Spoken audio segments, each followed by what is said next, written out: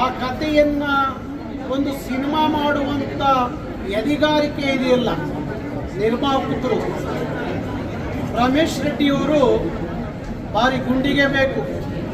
ಒಂದು ಗರುಡ ಪುರಾಣವನ್ನು ಒಂದು ಸಿನಿಮಾವಾಗಿ ಮಾಡಲಿಕ್ಕೆ ನಿರ್ಮಾಪಕನಿಗೆ ಭಾರಿ ಗುಂಡಿಗೆ ಬೇಕು. ನಾನು ಅನೇಕ ಸಂದರ್ಭದಲ್ಲಿ ರಮೇಶ್ ರೆಡ್ಡಿಯವರ ಜೊತೆಯಲ್ಲಿ ಮಾತಾಡುವಾಗ ಬಹುಶಃ ಈ ಸಿನಿಮಾ ನೋಡಿದಾಗ ಅವರ ವ್ಯಕ್ತಿತ್ವ ಇನ್ನೂ ಜಾಸ್ತಿ ಆಯಿತು ಅಂತ ಅನಿಸುತ್ತೆ.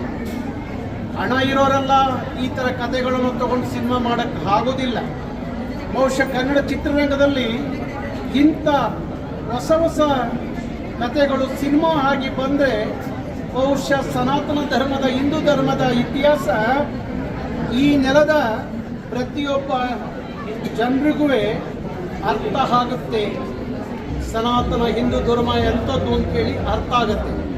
ಅದನ್ನು ನಮ್ಮ ರಮೇಶ್ ರೆಡ್ಡಿಯವರು ಭಾರಿ ಎದಿಗಾರಿಕೆಯಿಂದ ಗರುಡ ಪುರಾಣವನ್ನು ತಗೊಂಡು ಕರ್ನಾಟಕದ ಕನ್ನಡದ ಮಕ್ಕಳಿಗೆ ಕೊಟ್ಟಿರೋದಿದೆಯಲ್ಲ, ಅದು ಭಾರಿ ಖುಷಿ. ಹಾಗಾಗಿ ಕನ್ನಡಿಗರು ಪ್ರತಿಯೊಬ್ಬರು ಈ ಸಿನಿಮಾವನ್ನು ನೋಡುವ ಮುಖಾಂತರ ಆ ನಿರ್ಮಾಪಕನ್ನ ಗೆಲ್ಲಿಸಿರೆ, ಸಿನಿಮಾ ಗೆದ್ರೆ ಅಂಥ ನಿರ್ಮಾಣ ಸಂಸ್ಥೆಗಳಿಂದ ಮತ್ತೊಂದಷ್ಟು ಅದ್ಭುತವಾದಂಥ ಕನ್ನಡ ಚಿತ್ರಗಳು ಕನ್ನಡ ಚಿತ್ರರಂಗದಲ್ಲಿ ಕನ್ನಡಿಗರಿಗೆ ಸಿಗ್ತವೆ.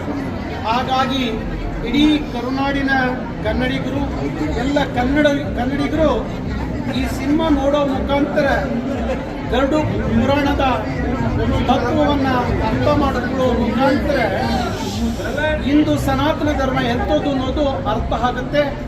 ಹಾಗಾಗಿ ಚಿತ್ರತಂಡಕ್ಕೆ ವಿಶೇಷವಾಗಿ ನಮ್ಮ ರಮೇಶ್ ರೆಡ್ಡಿಯವರು ನಿರ್ಮಾಪಕರು ಅವರಿಗೆ ಇಡೀ ಕನ್ನಡಿಗರ ಪರವಾಗಿ ನಿರ್ದೇಶಕರಿಗೂ ಮತ್ತು ನಿರ್ಮಾಪಕರಿಗೂ ವಿಶೇಷವಾಗಿ ಅಭಿನಂದನೆಗಳನ್ನ ಹೇಳ್ತೀನಿ. ಹಾಗಾಗಿ ಎಲ್ಲ ಕನ್ನಡಿಗರು 45 ಸಿನಿಮಾ 45 ಡೇ ಈ ಸಿನಿಮಾವನ್ನು ಥಿಯೇಟ್ರುಗಳಿಗೆ ಹೋಗಿ ಕನ್ನಡಿಗರು ನೋಡಿ ಈ ಸಿನಿಮಾ ಗೆಲ್ಲಿಸಿರೆ ಆ ನಿರ್ಮಾಣ ಸಂಸ್ಥೆ ಇಂಥ ದೊಡ್ಡ ಕನ್ನಡದಲ್ಲಿ ಸಿನಿಮಾ ಬರೋಕ್ಕೆ ಆಗುತ್ತೆ. ಕನ್ನಡ ಚಿತ್ರರಂಗ ಭಾರತದ ಚಿತ್ರರಂಗದಲ್ಲಿ ಒಂದು ದೊಡ್ಡ ಹೆಸರನ್ನ ಗಳಿಸಲಿಕ್ಕೆ ಕಾರಣ ಆಗುತ್ತೆ.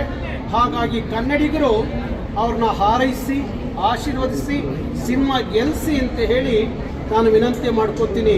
ನಮಸ್ತೆ ಕನ್ನಡಿಗರೇ. ಕರ್ನಾಟಕ ರಕ್ಷಣಾ ವೇದಿಕೆಗೆ